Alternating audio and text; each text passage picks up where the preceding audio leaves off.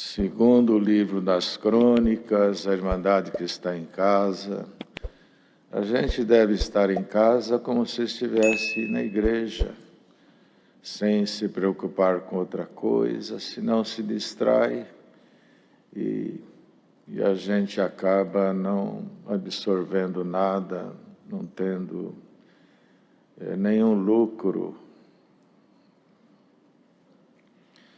Então todo o povo tomou Uzias, que era da idade de 16 anos, e o fizeram rei em lugar de seu pai Amazias, e este edificou a Elode e a restituiu a Judá, depois que o rei adormeceu com seus pais.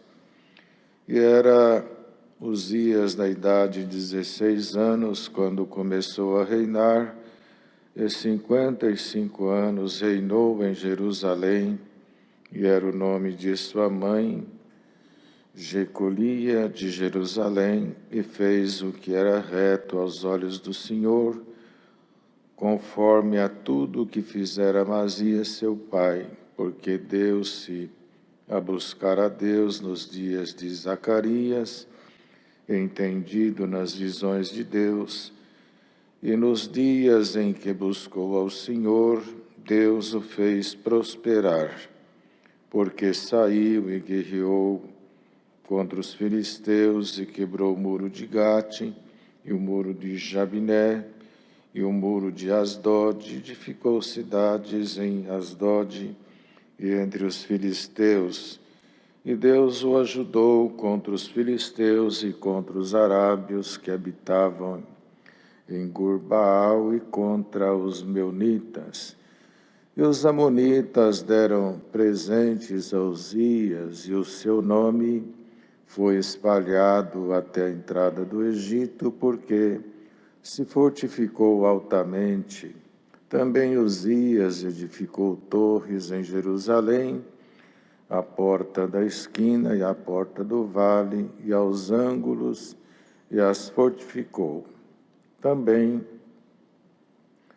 edificou torres no deserto e cavou muitos poços, porque tinha muito gado, tanto nos vales como nas campinas, lavradores e vinhateiros nos montes e nos campos férteis, porque era amigo da agricultura. Tinha também Uzias um exército de homens destros nas armas, que saíam à guerra em tropas, segundo o número da lista feita, por mão de Jeiel, o chanceler, e Mazéias, oficial, debaixo da mão de Ananias, um dos príncipes do rei.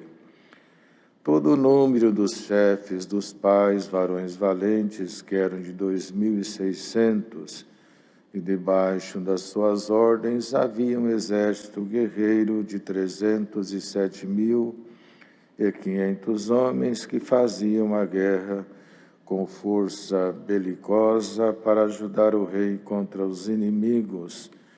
E preparou-lhes Uzias para todo o exército, escudo e lanças, e capacetes, e couraças, e arcos, e até fundas para atirar pedras. Também fez em Jerusalém máquinas da invenção de engenheiros que estivessem nas torres e nos cantos para atirarem flechas e grandes pedras. E voou a sua fama até muito longe, porque foi maravilhosamente ajudado até que se tornou forte, mas havendo-se já fortificado, exaltou-se o seu coração até se corromper, e transgrediu contra o Senhor seu Deus, porque entrou no templo do Senhor para queimar incenso no altar do incenso. Porém,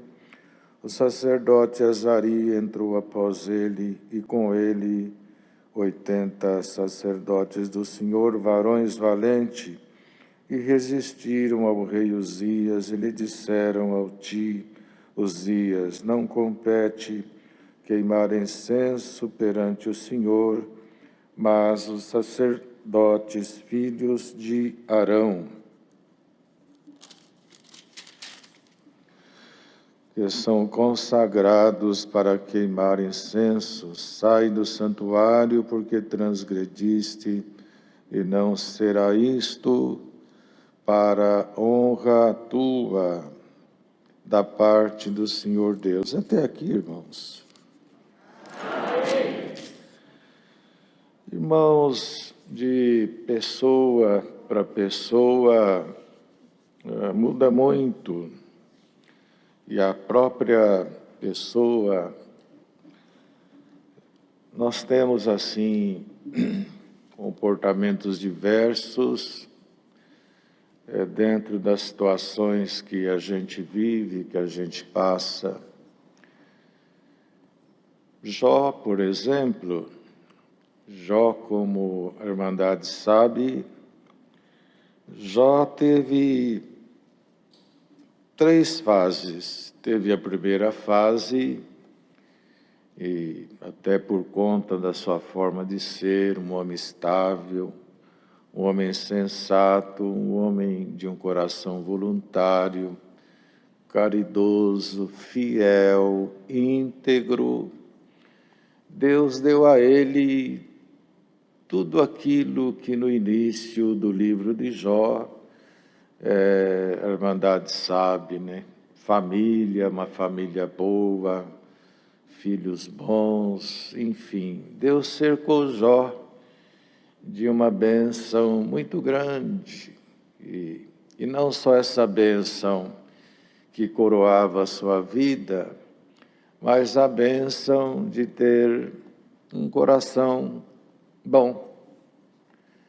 Ter um coração bom, irmãos, é uma dádiva, de forma que tudo que ele teve, tudo que foi, não afetou a conduta de Jó.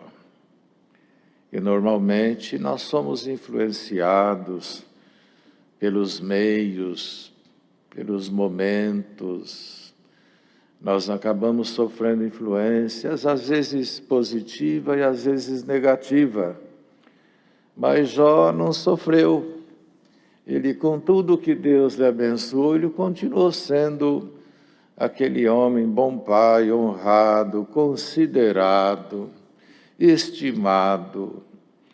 E a autoridade que Jó tinha, ele não impôs, ele também não comprou. Ele adquiriu com a conduta dele. A autoridade não se impõe, a gente conquista. Muitas coisas, elas são trabalhadas e conquistadas com a nossa própria conduta. Até que os irmãos se lembram, e em algum momento, o tentador, desafiando Deus com respeito à pessoa de Jó, encontrou lá alguns motivos para que ele fosse o que era. Também deu isso, deu aquilo, fez isso e fez aquilo. E, em outras palavras, o homem é assim mesmo, ele faz barganha, dando isso ele se comporta assim. Mas Deus conhecia Jó, como Deus conhece todos aqueles que nesta hora estão ouvindo a santa palavra de Deus. Bendito seja o nome do Senhor. E aí veio a terceira fase, a segunda fase, que foi as notícias que vieram. Ele foi perdendo isso, deixando de ter aquilo, afetou o mundo externo dele, ele caiu numa angústia muito grande, não foi compreendido, porque compreender a dor alheia não é simples, razão pela qual ninguém deve julgar. Bendito seja o nome do Senhor. Mas ele foi superando isso pelo tanto de capítulos que tem o livro de Jó. Não foi uma provinha de 1 dia, 2 dias, 3 dias. Irmãos, quando se lê nas igrejas 42 do livro de Jó, a igreja entra numa alegria tão grande, porque lá no final relata a mudança, relata o prêmio, relata o aparecer de Deus.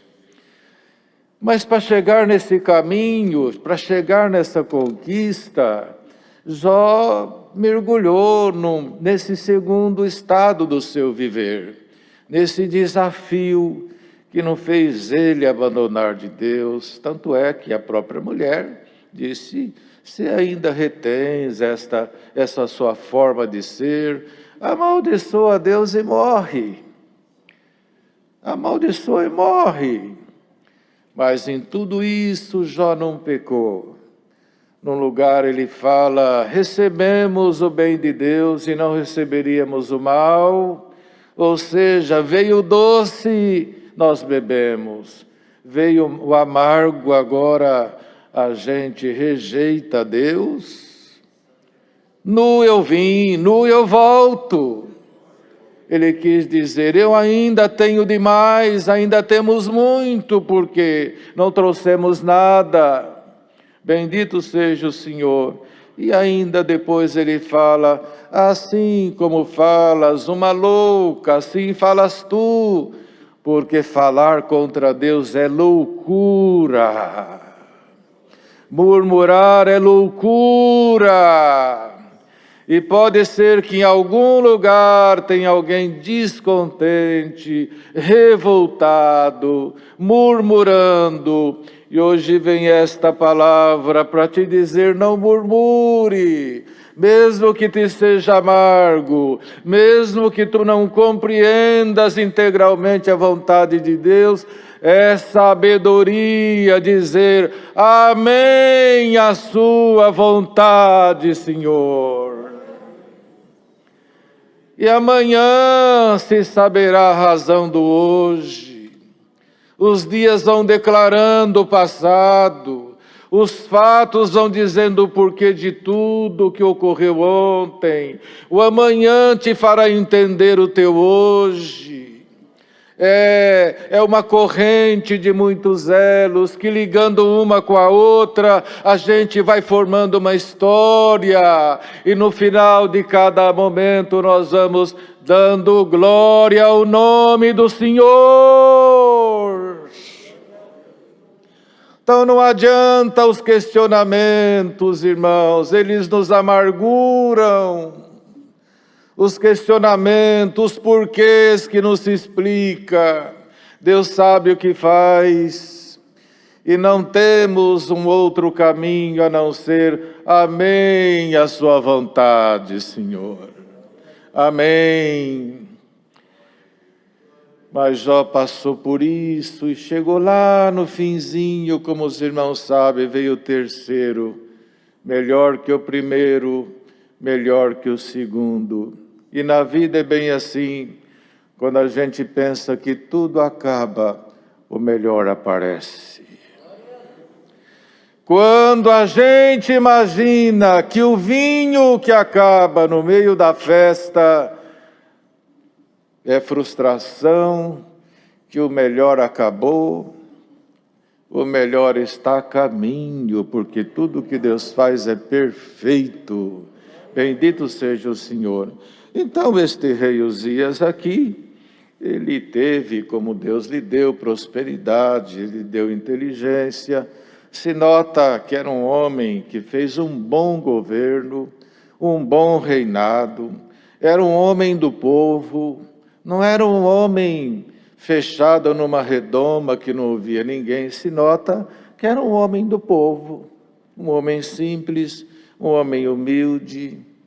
E fica aqui também esta palavra: a humildade deve fazer parte dos valores da vida de cada um de nós. A humildade não nos permite exaltar, não nos permite revolta. O homem humilde, ele não fere ninguém para tomar lugar de ninguém. O homem humilde, ele se cala por causa da humildade. O homem humilde, se precisar dar um passo atrás, ele dá. O homem humilde, ele consegue administrar, fazer a gestão dos problemas e sair do outro lado de mãos limpas. Dê glória a Deus, que Deus nos dê aqui nesta manhã valores da humildade, da simplicidade.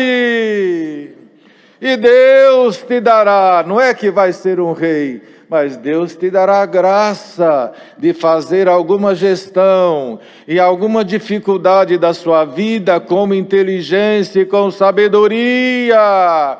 E como Ele deu a graça de Uzias prosperar, Ele vai te fazer prosperar.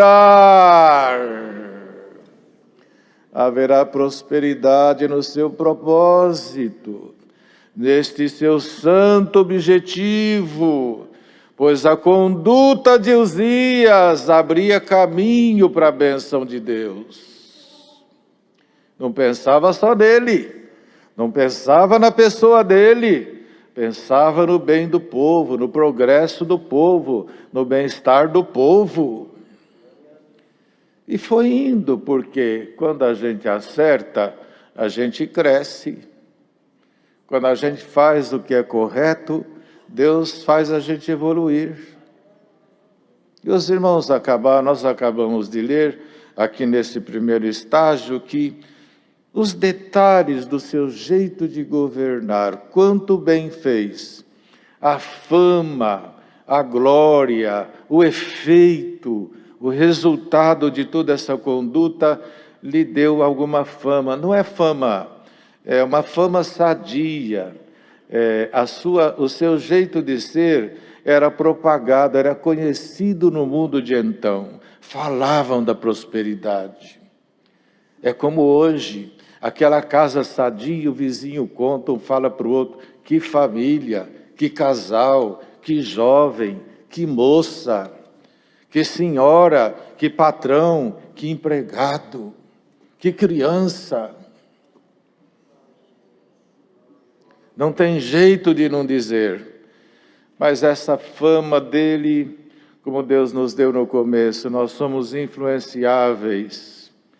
Mas ele já não fez como Jó, porque depois que chegou no ápice do seu progresso, ele fez o que não devia. Fez o que não devia e julgou-se dono da razão. E foi fazer o que não devia ter feito. E hoje vem esta palavra aqui para nós. Ela é até curta, foi a leitura extensa, mas ela é curta. Mas o Senhor, dentro daquilo que é sagrado, dentro daquilo que é santo, Deus vai pôr as mãos para te abençoar. Não vai ficar como está. Não vai ficar no mesmo cenário, não vai continuar com esse mesmo quadro, enquanto a tua vida, teus sentimentos forem moldados pelo temor de Deus, pela palavra, por amor a Deus acima de tudo, e com espírito humilde, Deus irá te fazendo crescer. Crescer espiritualmente, crescer na luz, crescer na sabedoria, crescer no conhecimento.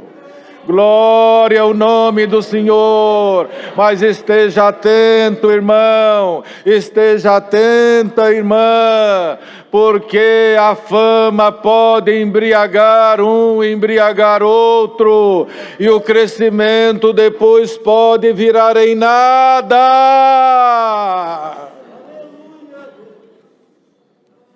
Vigia. Lidar com a pobreza, lidar com o que é pouco, até que é difícil, mas lidar com a fortuna, lidar com a gordura, não é simples. Manter um coração humilde e atribuir a Deus a glória, a honra e o louvor. Lembra-te desta manhã. E Deus está te ajudando, está te fazendo crescer e vai te fazer crescer. Você vai veja o que fez Jacó. Jacó, quando vinha lá de Labão, já rico, antes de encontrar com seu irmão, ele dividiu seus bens, aquele patrimônio todo, E quando num rápido diálogo com Esaú, Esaú propôs andar, ele disse, não, eu não posso andar rápido, eu até que eu consigo, mas eles não. As ovelhas que dão leite não podem correr, as crianças não andam depressa, as mulheres também não são dadas à correria, elas cansam, e não são elas que me acompanham, sou eu que ando com elas. Soube lidar com o progresso. Às vezes nós vamos crescendo no entendimento, crescendo, Deus vai mostrando a coisa, daqui a pouco a gente não tolera ninguém. Sabe o que acontece? Só eu que sei, ninguém sabe mais nada, ninguém conhece mais nada, ninguém enxerga mais nada, é só eu que enxergo, é só eu que sei, é só eu que posso. Mas hoje Deus manda esta palavra que nesta manhã Ele vai te abençoar. Mas nesta grande benção, você não vai descartar quem está do teu lado. Você vai compreender o fraco, compreender o errante, compreender um instável, compreender aquele que tem pouca conversão. Você vai compreender aquele que dá trabalho, você vai compreender o teu filho que não tem jeito de ser melhor do que é e é teu filho. Você vai compreender o porquê que a tua menina ainda não entendeu os tesouros da graça, porque ela enxerga não como você enxerga. E se Deus não abre os olhos dela, você também não abre, é só Ele que pode abrir os olhos. Não é assim que está na Bíblia, não foi assim o homem que estava do lado de Eliseu, que só via exército, cavalo, espada, e foi falar com Eliseu, estamos cercados, vamos morrer. O que disse Eliseu? Senhor, abre os olhos do moço. Eu não tenho como abri-lo, o meu tu abristes, abre o dele. Dê glória a Deus aqui hoje. O Deus que está te abrindo os olhos, vai abrir os olhos da tua filha, do teu filho, do teu marido, da tua esposa.